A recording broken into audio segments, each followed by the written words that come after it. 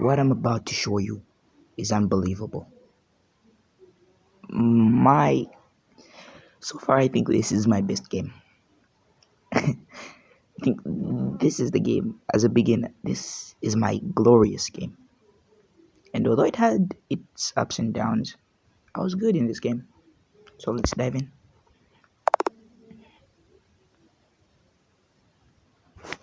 So now, the Magnus robot gave us one brilliant move. I was expecting 3, 2, 4 in that range. Turns out maybe the rest were blunders or something. But anyway, this was my greatest game. So let's dive in. So the game started with d4. Now, what is the purpose of d4? I was playing the London, my favorite opening. In response to the similar move, bishop's out. That pawn was a waste of a tempo. He wasted the tempo. So alright, I just developed. He plays. I develop my bishop. Developing my knight next, all sorts of developments.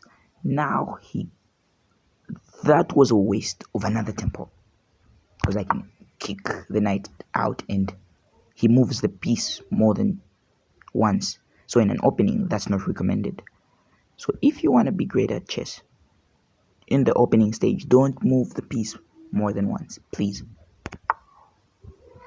So in a case where you know that the square you're going to be attacked and you're going to be forced to move the knight back, don't move it. Just keep it there and look for another attack. So continue developing my knight. Developed his knight. I castled. Now he let loose his bishop. What did I do in this position? Put the knight. I put the knight as a sacrifice. I didn't want my bishop to go yet because I had plans with it. Plans to attack the king side with it. So I was not gonna let it go. So I took with the pawn. So the knight flees. Ladies and gentlemen, this is where the game got spicy. Pawn there. And now, the worst move my opponent was to take the pawn, which my opponent did. Now, what is wrong with taking the pawn? I take it with the knight.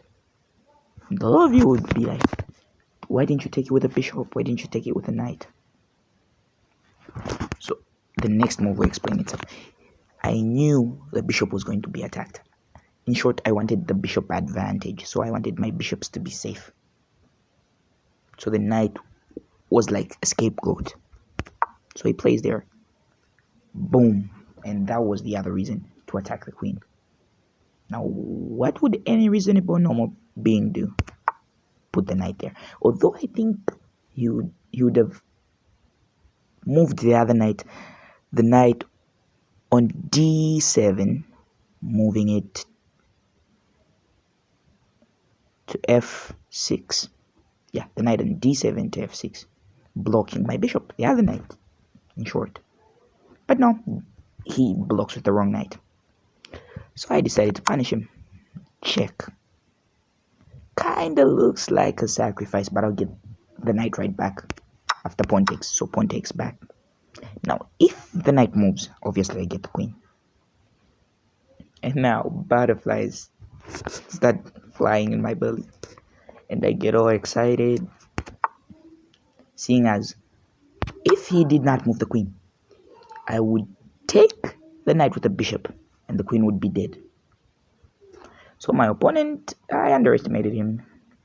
He sort of had a brain, sort of. So he moves his queen. What do? I take it with a pawn. That pawn was so useful in this game. One step away from promotion, protected by the bishop. So the move I recommended was to kick away my bishop, but he didn't do that. What did he do? Went for the free pawn. So in the game of chess, don't be greedy. Think about what your opponent wants. It's not always about what you want. It's how to exploit your opponent's weaknesses, how to show them that you have the brain power to take them down. now I'm just showing them how stupid you are. So I developed the rook, eyeing that free pawn there. And if he moves the knight, later in the game, I'll find a way to get the pawn, and the rook and the bishop will be protecting that pawn. So let's see. He moves the knight. Bro thinks he's cooking right now because he's protecting a pawn while attacking my bishop. What do? I say, okay, at this point, the bishop doesn't matter to me. It doesn't. Why? Because if he takes the bishop, I take with the queen. After take with the queen, if he does not move his white bishop, it is simply check with the queen. What is he going to do next? Obviously move away, promote to another queen, and it's check. Mate. Checkmate. So that's what was going through my head. If he took my light squared bishop, I'll take back with the queen, check, moves, check with my pawn. So now you can't see this. So come back when you can see this. Now, I'm not like your average streamers who show you the arrows and where they're going. I want you to train your brain power. And if you hate me. I don't actually care. Don't watch this. But the people who will watch this will gain at least a significant amount of brain power. So my opponent moves the pawn. Yet another wrong move. And what do? Queen check. So what I think the opponent should have played, my opponent should have concentrated on attacking that pawn. That pawn is very dangerous. One. So they've developed the rook to the second rank, attacking it. The queen comes in. Almost all the pieces come in. The knight, the bishop, finding a way to attack that. But no, they say, okay, let me push a pawn. Let me push a pawn, and I'm like, okay, check. What I do next, I am trying to enter. I'm trying to get in, and once I get in, there is no getting out of this. He can't come out. The only thing preventing my entering of his back rank is the queen on that diagonal, the queen protecting the rook on that diagonal. Now I'm supposed to do something about this. What do? I have seen how dumb my opponent is. I have seen their way of playing. So I'm going to sacrifice a pawn. You'll see later in the game. So he plays there. What do? I sacrifice a bishop. Now, I think maybe this was what I was trying to do here. If he took with the pawn next to my queen, the pawn next to my queen, there would be nothing guarding the check on the king. If he took with the pawn in front of my rook, all right, my rook would now be defending the pawn that is about to promote.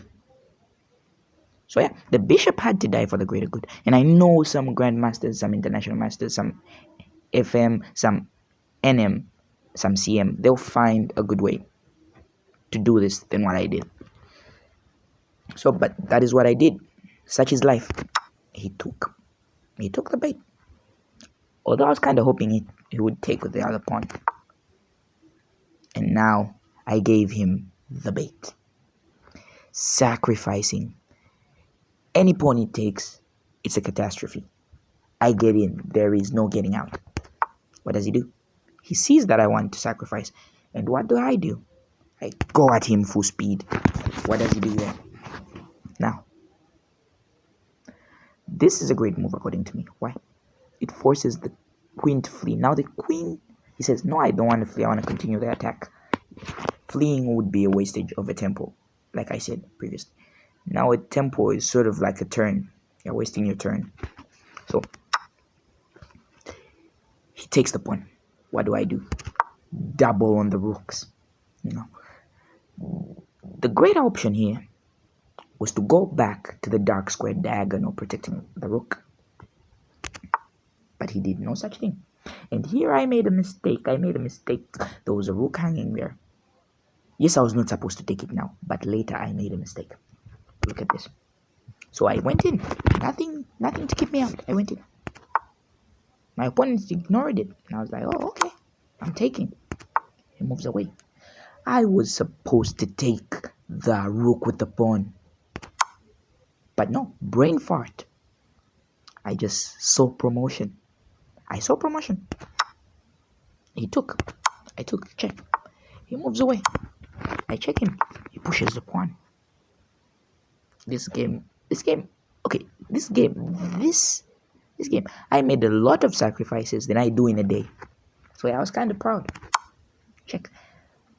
Although I was kind of a bit scared because I'm a beginner, I was scared I was going to fumble the queen somewhere. So he plays there, and I check. So this turns out to be a hand for the king. He blocks. I check him, sacrificing the rook. Right now, I am disrespecting my opponent in the worst way possible. I take with the queen. Ladies and gentlemen, I take with the queen. Sacrificing yet another bishop, another rook. Kinda dumb. So I check him, trying to find some space. Check him. Blocks. Now this is where the game got tight. I thought I was out of checks in this position. But then I forgot. I have another rook. Check. Opponent goes down. Check with the queen. Opponent goes down. Check. So the opponent can't cross over to the right hand side. Why? My rook is guarding that right hand side. And what's guarding my rook? My queen. So this is massacre at its level best. So my opponent does that. What do? I take the bishop. And that, ladies and gentlemen, is a free queen. Actually, it's not a free queen. You can get it. You can get a rook for the queen. But no, what does my opponent do? He says, no, I want an exchange. You think I'm going to give you the exchange. Check. Now you can't cross over to help the queen. The queen is in my hands. So the opponent made a lot of mistakes in this game. Putting the king down. Check. And the opponent resigned. Now, before the opponent resigned, I was a little bit pissed. I was very pissed. Not a little bit, very pissed. Why? The opponent tried to offer a draw in this position. I mean, who does that? Seriously. Just the court should ban this. You can't offer a draw in such a position. Please. Because the only move he had here was to go down. Go to my back rank down. And it was made with a rook and one. He saw that and was like, let me request for a draw. Maybe he's dumb enough to accept the draw. I mean, who does that? You think that trick works on me? Of all people, me. Even though I'm a beginner at 7, whatever. I think that trick could work on me. So I'm climbing the ladder. Now, I started off worse. I started off very worse. Started off 500. And it has been 2 months. And I've tried to equip myself with the end game rules, the middle game principles, and the openings, really tough openings. So today I was learning the Dark Knight opening from Gotham. Kinda good. Yeah, the opening's good. You should see it. It's very good.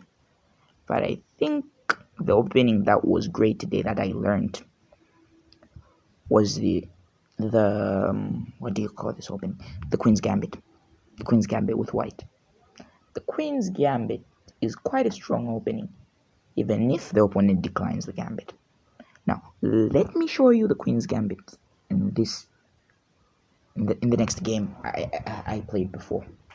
Now, me sacrificing all these pieces in this game and yet winning was due to one thing: a great opening, great tactical mindset, great middle game principles. So you need to put in the work if you want to be great. There is no way you're going to wake up one day early in the morning and say, I'm going to be great. You have to work hard for it. Even when people bring you down, you have to still work hard for it. Alright? Ain't nothing going to tear you apart. So, enough of the chit chat. Let's go to the next game. As you can see, I ranked up the losers lately. Let me go to game history. Today was just not my day. Not my day. Definitely not my day. Is this where I played the gambit? Let's see. No, I played the London here.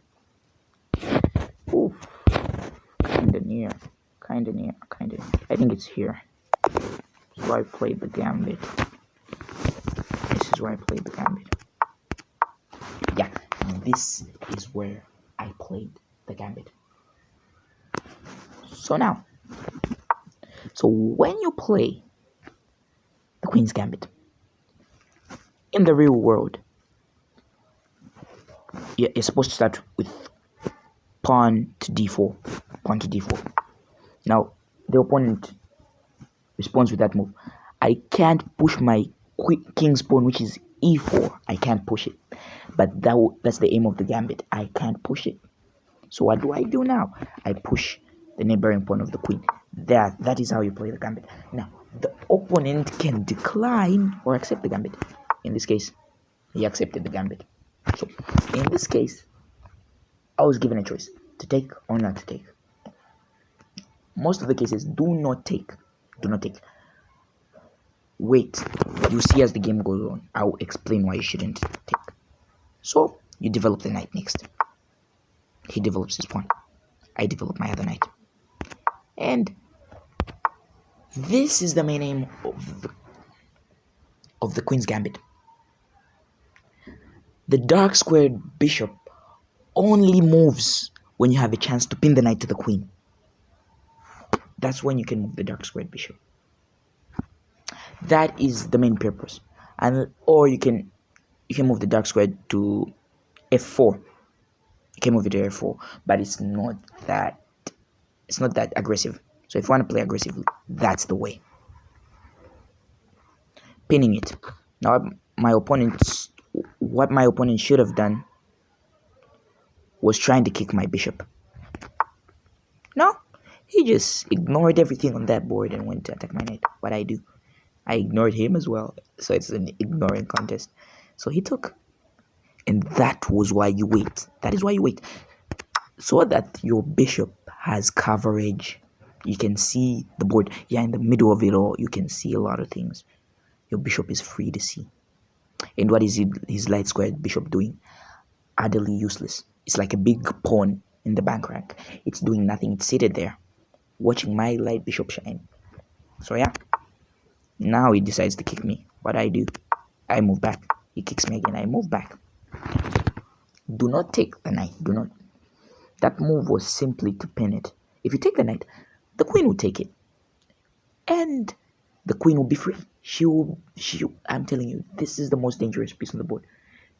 Can turn around the winning game in just one move. So do not take the knight. That is the number one rule of the Queen's Gambit. So the bishop moves. We don't know why, but it's still trapped. Maybe he's trying to push a pawn and get it free. Who knows? So I castled. You have to castle before move 10. And I'm not counting right now because I usually castle before move 10. Yeah, my hunch was correct. He was trying to move a pawn to get the bishop free. But freeing it and that diagonal isn't good. Maybe you'd have pushed the other pawn because the bishop would have been more useful at my king side. Yeah. So I took. He took. Now, here's where I made a slight mistake. And the opponent did not see it. I guess I caught the blunder flu again. They did not take the free knight. Now, what did I do in this case? I also didn't take that knight because, again, you're going to unleash the queen on you, which is going to be very bad. Judging by the elo, the person I'm playing with, they are not that good, yes. That's why I didn't see the knight taking the free knight. So he took back, and his queen is still stagnant. Well, my queen can face multiple angles on the board. It can face front, the diagonals. The only diagonal it's being blocked is the one where the knight is standing. That is f3. It's blocked on the f3 diagonal. But I'm sure I can fix that. which I did. Now the queen is free. So make sure your pieces are mobile. Why do you capture the center? You watch YouTube videos every day. Why do you capture the center? It's to get your pieces on good squares. Once you have the center, it's easy to get your pieces on good squares. It's easy, very easy. No challenge. So he says, okay, let's trade them. I'm like, okay, why not? Why not? Why the hell not? And I traded queens. Why? Because here, my position is slightly better for the endgame. Now, one endgame principle I'm about to tell you. Avoid isolated pawns. Avoid them. That is why I went for the endgame. Because the opponent has has a lot of isolated pawns. Okay, just one. But the pawn structure, he has two separate pawn chains, which don't look good. They don't look good to me. And he has one isolated pawn, not protected. So why not trade? And I have the bishop advantage. These bishops later helped me win the game. He took. Forgetting I could exchange. Exchanging. I exchanged the rooks. He took back. I checked the king. Now, don't worry, I haven't forgotten my bishop is under attack and I'll lose the bishop pair advantage. Now, what is the bishop pair advantage? This is an advantage you get when you have two bishops in an endgame. Now, these bishops can be very useful if a king was castled. If a king was castled, yeah. If a king was castled, you can attack it and checkmate it with only two bishops. I know that sounds ridiculous, but I am going to show my fellow beginners how to do it on the analysis board after this game review that we are doing. So I check the king. He moves out. What do I do? I simply say, okay, you can take the bishop pair. I don't want it because I'm eyeing something bigger. But he says, no, I see what you're trying to do. So in this case, I was trying to checkmate the king. And now my fellow beginners will ask me, how the hell are you going to checkmate the king? Simple. Going all out. Once the knight is dead, I'll go all out with my pawns attacking the king side. That is why the two pawn chains are bad. Don't have two pawn chains. Have one long pawn chain. Because they can't protect each other. Once those two fall, the other two fall as well. So yeah. That was how I planned it out. I think my opponent just got lucky and didn't. Yeah. So I took it myself. Okay, this was disgusting. This was very disgusting. Why was it disgusting? Why was it disgusting? Let's go back. I offer you a trade. You say, no, I want to hang the piece. So you want to hang the piece instead of an exchange. It was kind of disgusting. I am so ashamed to call myself a beginner. Please. I take another pawn. Add it to my collection. And we are in control. So now I am completely in control. Very much in control. I mean, the opponent is down 4 points in material. And in an endgame, once you're down 4 points in material, your opponent wins. Unless your opponent's dumb enough to start sacrificing pieces for no good reason. But anyway, I was up 4 points in material. And now he was trying to get one of my bishops after moving his bishop. But I saw that coming. I took the other pawn. Wait, let's go back. I double clicked it. So I took the other pawn. 5 points in material. And black is losing. Kind of losing. Check. Retreating my bishop. Getting it to safety. And black's king comes in. So now, this is kind of good. This is good with black. Why is it good? At the same time, it's bad. At the same time, it's good. Now, my fellow beginners will ask me, why is it good and bad at the same time? So, it is a good idea if you're losing and if you're in an endgame to get your king to the center of the board. Now in this situation, it's bad. It's bad. Why? There is a discovered check once I move my dark squared bishop. And I completely shut you down. So now, right after this move, this is where it kind of got cookie, and I would have lost my bishop if I hadn't thought fast. So what did the king do? He went all out. He was trying to hunt my bishop down, and I wasn't scared. I took the pawn. Now, I could see him coming straight for my bishop, and I could do nothing. Just kidding. Pawn move. Now, the aim of this move was, if his pawn took, I would take with my bishop, and my bishop is protected once again. It's just an exchange. I'm still up in material. 6 good points. 6 good points in an endgame. But no, the king was greedy. 7 good points. He can't take the pawn, he can't take the bishop. They are simultaneously protecting each other. This is a principle. Once the bishop and the pawn are like this, there is no taking them unless you exchange one of your pieces. In this case, the king can take none. 7 good points in the bag. 7 good points in the bag. What does my opponent do? He tries dislocating me. I quickly realized. So, in an endgame, in a game of chess, look at the resources you have. Use them to their full potential, and you will become a great chess player.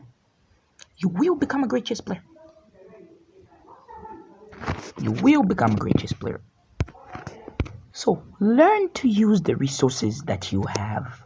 Use them wisely. Don't hang them. Now, hanging a piece is leaving a piece unprotected. You leave it there for the opponent to take it and all. It's free. You get nothing in return. Completely nothing. Nothing at all. So now, what is the opponent supposed to do in this case? He took.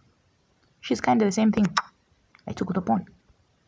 Although I thought I would have taken with the bishop, covering more ground space on the back rank of the king. Maybe I should have taken with the bishop. Yeah. Well, you can't get everything. This is what I was talking about. Hanging pieces. Hanging. So the opponent was frustrated and said, okay, let me just be playing moves because I've already lost this. There's no way I can turn this around. And he hangs a rook. Can you see anything protecting the rook? No. So can I capture it? Yes. Which I did. And after seeing this, the opponent's hopes were completely destroyed. And the opponent ran away. Crawled to his little hole and went to go cry to his mama or something. So, like I promised, okay, these are my fails. You don't have to see them. You don't have to see all these losers. Damn. That is 1, 2, 3, 4, 5, 6 losers. How many losers today? 6. So how many wins? 1, 2, 3, 4, 5, 6, 7. Okay, I have more wins today. More wins than losers. So I'm good. Yeah, I'm good. You can't win all of them. You can't lose all of them. So let me go to chess.com home. I'll go to the home. Yeah, I'm already home. So now chess.com has a message for me. So the opponent played a move. So now this is what we call a daily game. You get more than 24 hours. I believe it's on increment. I believe so. What do? Develop my other knight. So it's a daily game. Your opponent can play at whatever time they want. They have 24 hours to make a game. But let's not talk about that. Let me go fulfill my promise because people call me a fake. A promise breaker or something. Whatever. So you can see my elo. It's kind of bad. Yeah, it's kind of bad. Daily I'm good because they give me a lot of time to play. So yeah, let's get into it. So my blitz. So before I go to the analysis board and show you the power of 2 bishops, As you can see, my ratings, I am telling you, they were worse than this. Got better when I learned the middle game principles. So work hard, and I think your elo will improve. And don't play chess just because you want to gain elo. Play chess because you love it. No matter how bad you're losing, always make the good move. Always make the good move in the position. So let me go to the analysis board. I go to more, and I go to analysis. Game history. I go to that one. Starting position. So sorry, I am starting position that. So now I was playing the Queen's Gambit here. The Queen's Gambit. So now, all things aside, no, let me not review my games. Set up position, yeah, set up position. So let's say the king was castled. The king was castled here. Now it was an end game. Most of the pieces were down.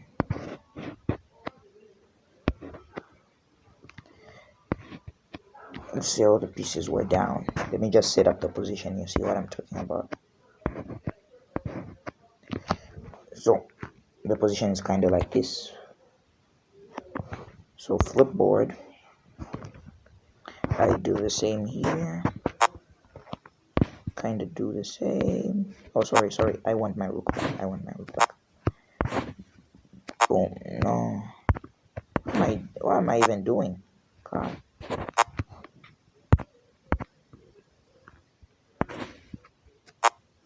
Oh. Dragging the white pieces. Why is he refusing?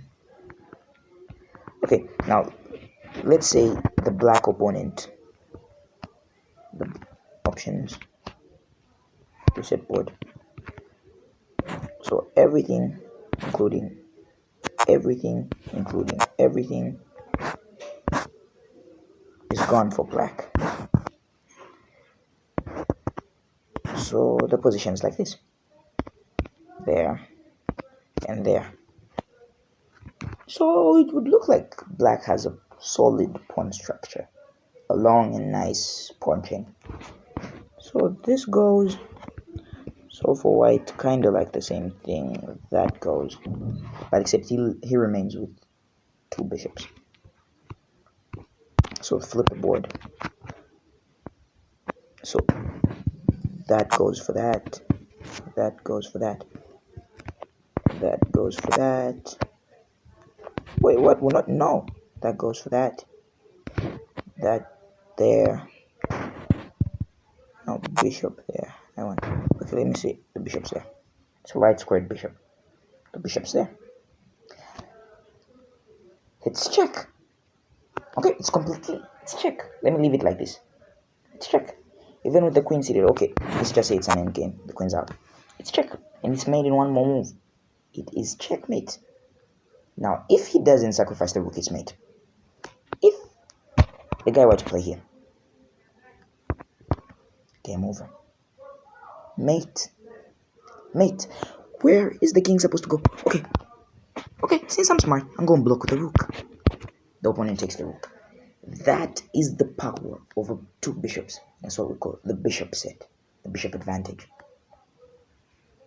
Nowhere to go for the king. So this is good. This setup is good when the king is castled. Now there are a lot of there are a lot of combinations you can play with two bishops. I will not show you in this video because I am more focused on reviewing my games and talking about openings that I played in the previous games. So let's go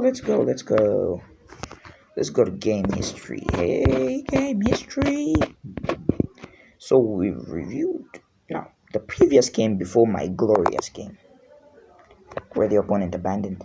So now let's review this one. I went. So now in this case I have multiple choices. I could play the London. I could play the Queen's Gambit. I could play. I could play a lot of funny openings. So in this case, I went for the Queen, the Queen's Gambit, and this he gets his Queen out, eyeing on my pawn, which is protected by my Queen. Don't know why. Now I felt pity on the opponent. Didn't want to trap his Queen. I am very good at trapping queens. I'll show you in the next game. I am very good. I am a certified queen hunter. I hunt queens for a living. So let's see. He develops his knight. Double attacking my pawn. My pawn is protected once by the queen. I need to protect it twice to save it. And what do? Push it. There it is protected twice. And the queen no longer eyes it. So he can take. Or he can move the knight away. He decides to move the knight away and attacking the pawn. Double attacking it, and I'm also double protecting it, so it's kind of useless. He also wasted the tempo. I could kick him back. So he forced himself. Now this was a bad move. Coming to attack here was a very bad move. It forces the knight into a bad square. Now the knight is squeezed to the corner. There is nothing the knight can do at this position. Nothing. Knight is kind of useless. So now that we've taken care of the knight, let's go on and develop. So as you can see, we have two knights out. He has one. The queen is two. It's too early for the queen to be out. And I attack it. Oh yeah, this was the same game I was talking about. I didn't feel pity at all. I was just joking. I hunt his queen down until it died. Let me show you. Now, coming in was the worst mistake my opponent could ever do. I simply started the hunt. Now, a lot of people would have said, take the pawn, take the free pawn, take the center pawn. Yeah, I wanted to kick it first. Kick it. Then what happens after I kick it? I attack it with my bishop. So the pawn was not necessarily what I wanted. I wanted the queen. And yes, you might think that is a fork when the pawn moves, but it is not. I can take with my bishop, and my bishop is protected by the knight. So it's not a fork. It's actually an attack on the queen. So kind of useless. So my opponent sees this and says, I am going to make the worst move in the position. The worst. He says, I am going to make the worst move in the position. I'm like, oh, wow. A free queen waiting at my doorstep. Pawn there. Ladies and gentlemen, the queen is trapped. There is nowhere the queen could go where it is safe. G5, my bishop takes or my knight takes. F5, my pawn takes or my bishop takes. It's kind of the same with F6, my bishop takes. So the queen was like, if I'm gonna go down, I'm gonna go down with the bishop. I'm like, okay, why don't you take it? And just like that, successfully hunt the queen. So if you're playing with an opponent like me, if you're a beginner and you're ever paired up with me, little tip, do not come in for close range attacks with your queen. I will embarrass your queen in a way that is unethical, something very bad. So the game continued, attacking my knight and move it away. Now he's eyeing my bishop, and I see the free pawn. I'm like, you can take it, I can take it back with the queen. Right now, I do not care about keeping the light squared bishop because it's important, it's good. No, I don't care about that. I have a queen, he doesn't. I mean, have you seen this army lord? This is a destruction weapon right there, the queen. It's like you're fighting with missiles and you have pistols. You're fighting jets and you have pistols. Why? Anyway, he brought this on himself. It's not my fault. I'm not being mean or anything, but it's not my fault. So double clicked again. I retreat my knight. What does he do? He attacks my pawn. And I'm like, oh, okay, I'll take it. I'm not down anything, so why not exchange? And when you are up in material, the golden rule is exchange pieces. It makes it easier to calculate. Now, in the next video, I am going to teach you how to calculate moves. How you calculate. I am going to teach that. Yeah, I am going to teach that. So if you want to learn it from a fellow beginner, or you want to learn it from Gotham Chess, you can do so. I have no grudge against anyone though. Anyway, he took the pawn. What did I do? Started a counter of my own. As you can see, I am attacking the queen side. And my opponent just sacrifices the knight. Why sacrificing the knight? He knew the knight was going to be taken there. Why? So in his tiny brain, he thought my queen would be inactive there and it would take me time to move from there. Buying him enough time to connect his rooks and all his pieces, try and checkmate my king. Have you seen my back rank? That's the question running in my head. Have you seen my back rank? My 2 rooks are still intact. 2 knights and 1 bishop. Are you sure you want to go up against me? Alright. Let's go. Let's do this. Let's do this. I am not going to miss a chance when getting a free knight. He attacks me. So, a bit of negligence from us. Yeah, this was kind of bad for us. Kind of. More like the worst move we could ever do in this game. So, we went for the check. The opponent blocked the bishop. We went back. And here, I kind of think creating space was the way, pushing the pawn, blocking the bishop from taking my queen.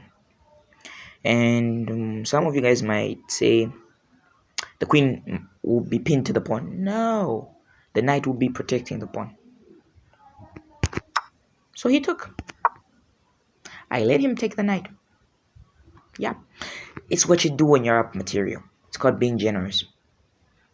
You give to the people. Being selfish is not the way. You've seen how selfish people have suffered in my wins, in my earlier games. Selfish is never the way.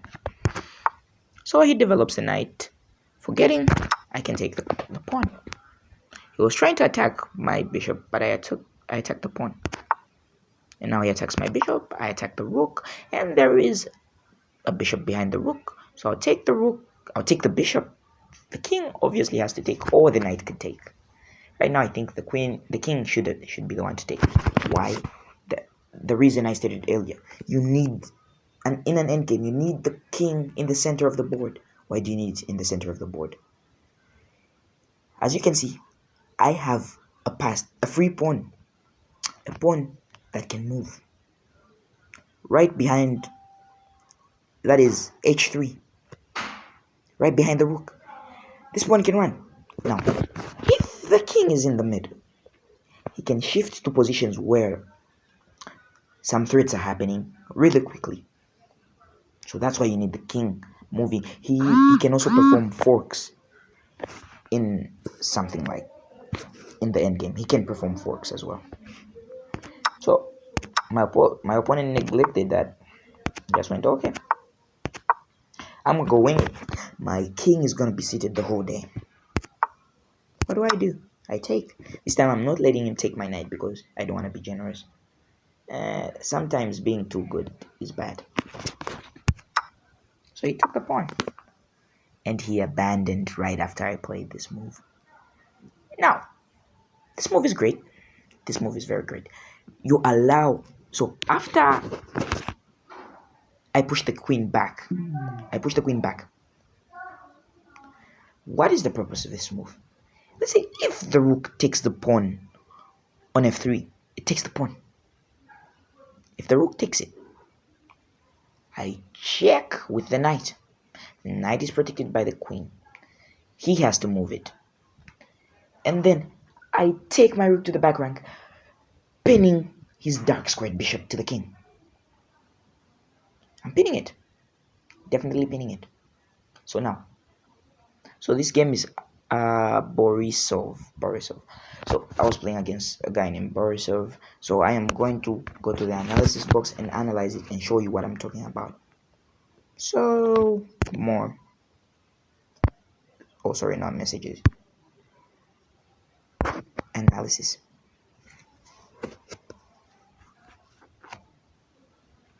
So I say game history.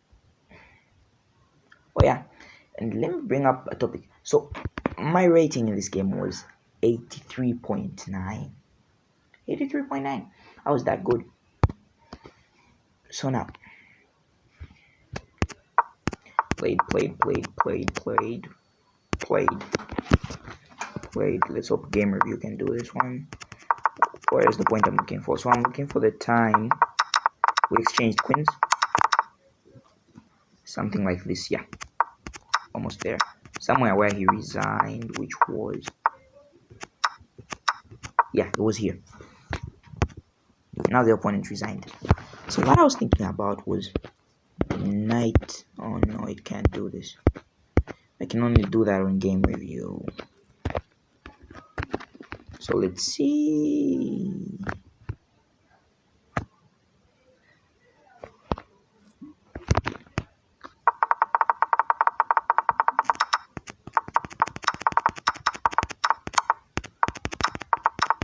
So for now, you're just gonna bear with me because my bank is performing and I can't buy a premium. Yeah, my bank is doing a live performance. So in this case, I slid back the queen, hoping to put the knight on f6. And those of you who can't read coordinates, not my problem. f6, checking the king. It takes, so the king has to move away. And now I get my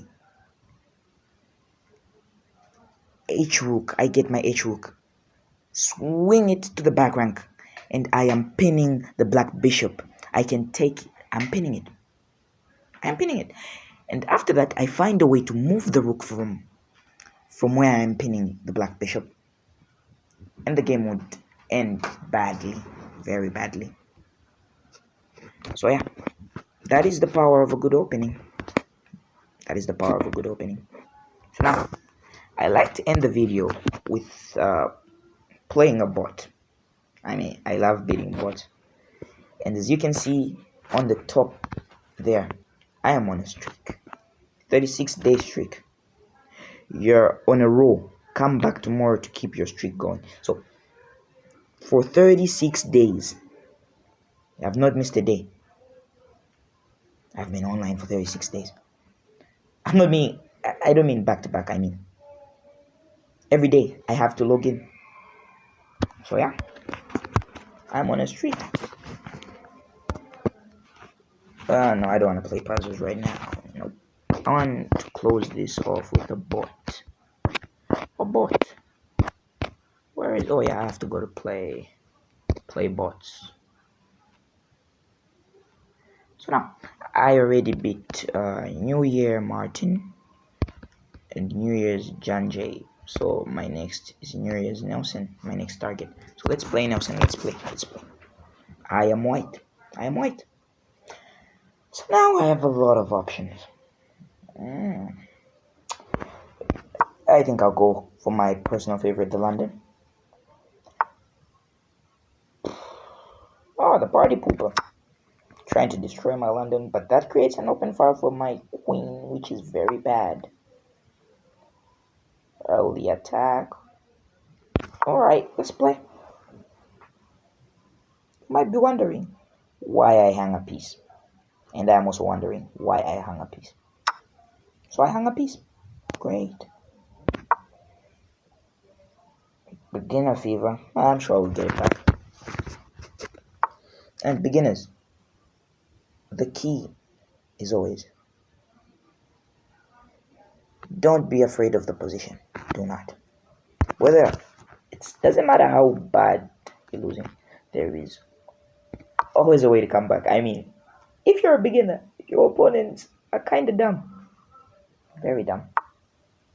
So attacking. Damn, this doesn't look good. This doesn't look good at all. And its mate. I got mated by a Nelson bot. Or because I hung a piece. So let's try it again. I mean, the guy is a 1003.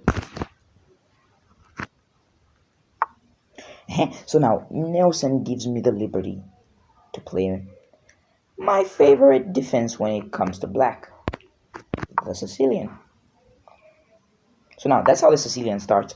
And the next thing you have to do, if that pawn is covering the center, the c5 pawn is covering the center. Now, if it were to be traded off, if Nelson requests us to trade the pawn, we immediately trade. But the next move is knight there. That is the original setup. What's next? Build a castle for your king. Build a castle for your king. Build it. And we're waiting on Nelson to see what he will do. He develops his queen. Now, the New Year bots this year are kind of tough, because the old Nelson is easy to beat. Very easy to beat. Kind of feels as if this game is rigged. Kind of rigged, yeah. So we're gonna let Nelson take. Capturing would break our castle. And we're gonna let him take, so we can take with the other pawn. So we go ahead. Now, yes, we take back. So our castle is unscathed. Although it's a bit broken, but it's a castle. It is a castle. It is what it is. Oof. Nelson is going all out. I'm not sure that was a good move, Nelson. Not sure that was a good move. Now the white piece is being attacked twice. Yup. And now I'm being taught a lesson for bad mouthing Nelson. Attacking the queen. Looks good. Looks good. Kinda looks good. Oof. What do I do in this position? This position looks bad. I'm just going to develop my rook. I'm just going to develop the rook. So Nelson developed his knight. What do I do in such a position? I am given a free knight. Oh, it's not free. The bishop's protecting it. But yeah, I'll take it. I'll take it. Why am I taking it? I have an open file with the rook. And in the next turn, I'm getting a free pawn. So yeah, I am taking it. I am definitely taking it. Now, the problem is what to do. Where am I taking it? Where am I taking it? So our Sicilian has been completely destroyed to bits.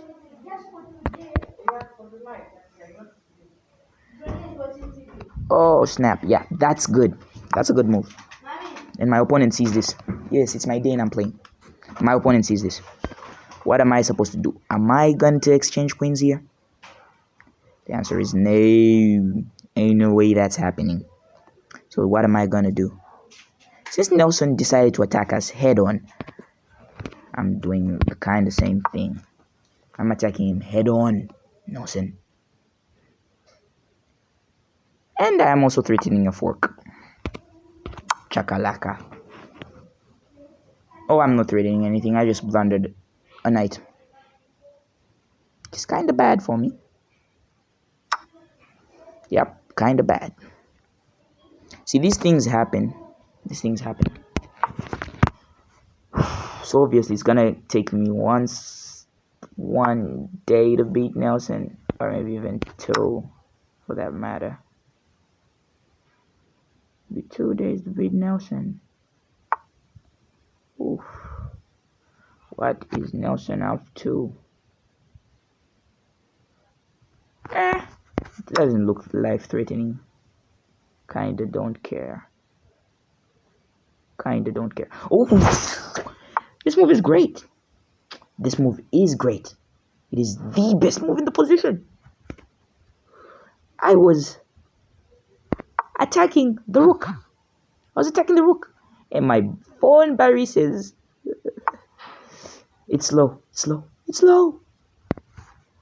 Boom. My phone battery is low. After I am cooking Nelson. Alright, I am cooking Nelson.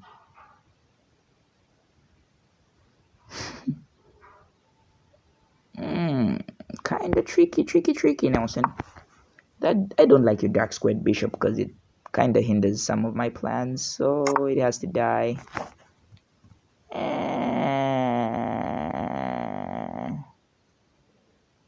Is this a good position for me? I don't know. Well, when you're uncertain, always be sure to exchange queens. He says no to the exchange. I mean, who does that? Nelson is making me cry. Nelson is making me cry. So probably gonna try to check me or take back the bishop. Okay, it's just disrespect in its highest form. Nelson is not taking back the bishop. Why isn't Nelson taking back the bishop? Now I have to find a proper attack that fits Nelson perfectly. Oof, this looks bad. This looks bad. Kind of bad. This looks bad. This is bad. So retreat my bishop and say we are cooking because we're 1 pawn up, and resume my attack on the rook. I'm sure Nelson sees this and he won't fall into my trap. Exactly, and he pins me. What a nice Nelson he is. So, yep, expecting that, and I double protected. What you gonna do now, Nelson? Throw in another pawn? I will throw in another pawn as well, Nelson. Yeah, the baby crying. Bear with me, my little sister is crying. So now, Nelson decides to move his rook. Ladies and gentlemen, in this position, what do I decide to do? Can anybody say it? Can anybody feel it? Okay, I thought I was going to sacrifice, but I realized there's a light squared bishop there. I wanted to sacrifice my dark squared bishop, checking the king on h2. Checking the king. He takes. I take, but then I realized that the light squared bishop is the problem. It is the problem. Kinda is. This sucks. This sucks a lot. It's like all Nelson's pieces are good and mine suck. So what am I gonna play next? Kinda wanna get rid of his light squared bishop, kinda. Yes, this is what I wanted. I wanted Nelson to be clear so that I can start this. A check barrage. I am going to start a check barrage. How, you ask me? Well, simpleton just like me. I do not know. I certainly do not know. What do I do in such a position? Oof. So he keeps his pawn there. Oh. As if that will ever happen, Nelson. Not in a billion years. Unless I do this. Then that will happen. That will certainly happen if I do that. Yes! I wanted now that it's only temporal.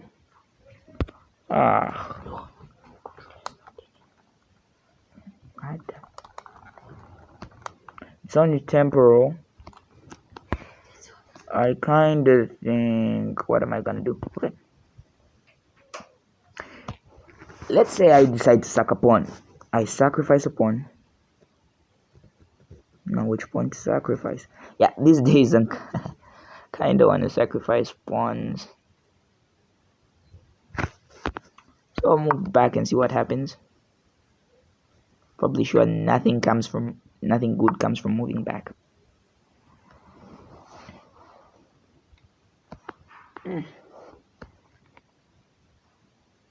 This looks bad. So it's an all-out fight. Nelson is going all out. Is that mate? I hate you, Nelson. I kinda do. Yep, I do hate you. I hate you a lot. So, I'll simply drop down my queen and resign. Because he who fights and runs away lives to fight another day, or something like that. For now, good night and stay happy.